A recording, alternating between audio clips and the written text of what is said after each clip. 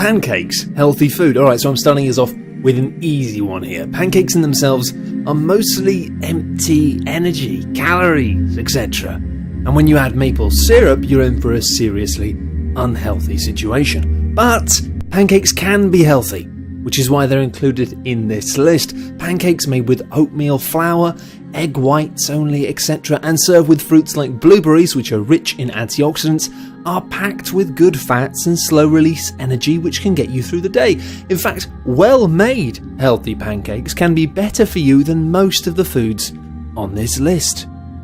Although eggs contain a lot of protein, vitamin B12, iron, vitamin D, calcium and much more, frying them in any way in either oil or butter packs them with more cholesterol than you want to be consuming in your morning. Try poaching. It's a bit tricky at first, but once you get the hang of it, it's okay. A tiny drop of vinegar in the water makes a big difference. Or, failing that, boiling them, which is harder to get wrong. And in that way, you'll get all of the eggy goodness with just a fraction of the cholesterol.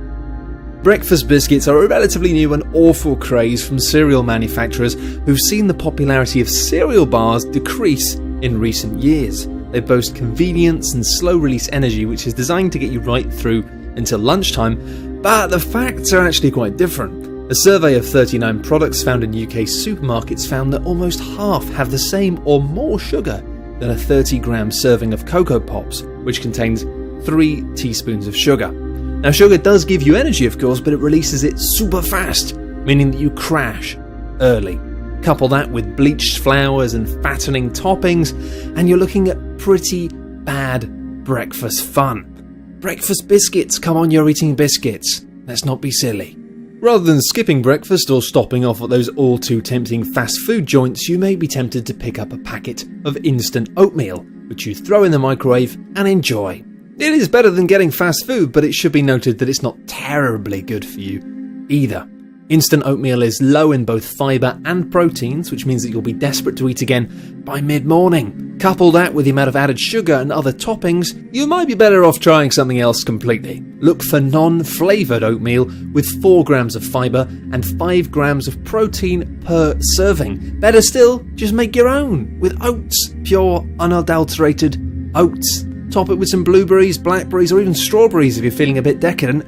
It's not as quick, but it's still pretty quick, and at least it's actually good for you. Sure, they may sound and, let's face it, taste like a healthier alternative to donuts and other forms of muffins, but most commercially manufactured brand muffins clock in at a staggering 800 calories, with most of it coming from sugar and fat. This is one breakfast food that adding blueberries cannot save. Your daily dose of caffeine in the morning might be the most important part of the day. It's certainly the most important part of mine, but many of us use it as a substitute for actually eating. And how many people have you spoken to who say they can't start the day without a cup of coffee? Now, while the caffeine kick might wake you up, if you're relying on coffee, especially those fatty coffee shop jobs full of whole milk, to get you through the morning on its own, then you're not achieving all you can. Coffee itself is good for you though. It's believed that it boosts memory, lowers the risk of Alzheimer's, heart disease and Parkinson's, and increases your metabolism. So there's no reason to cut it out of your breakfast, just drink it alongside some actual food.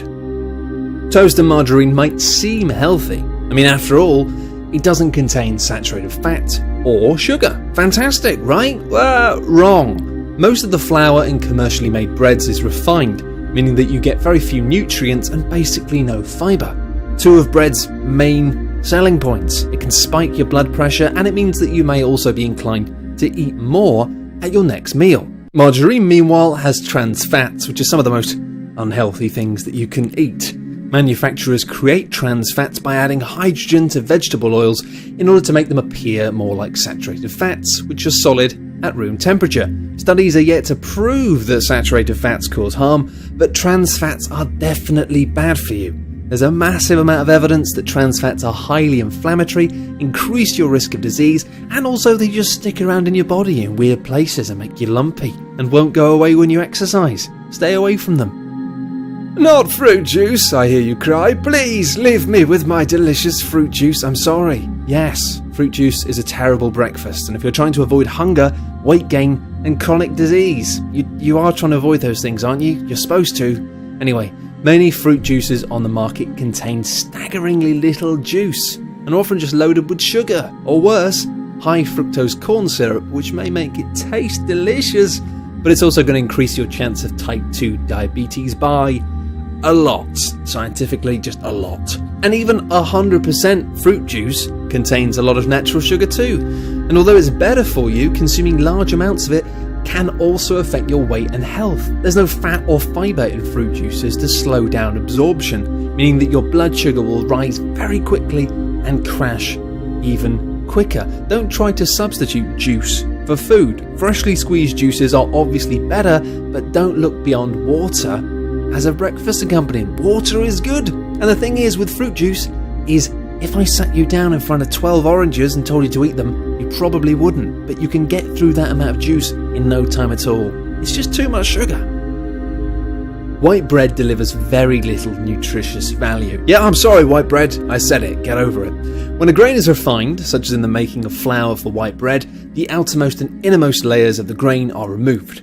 This removes the fibre and about 25% of the protein, leaving behind the starch, says Erin Polinsky-Wade. Now, due to the low amounts of the fibre and protein that help to slow digestion, white bread is digested and absorbed very quickly, leading to blood sugar rising very sharply indeed. Also, research published in 2010 in the American Journal of Clinical Nutrition found that people who ate several servings of whole grains on a daily basis and a limited consumption of refined grains had less of a type of fat that increases the risk of type 2 diabetes.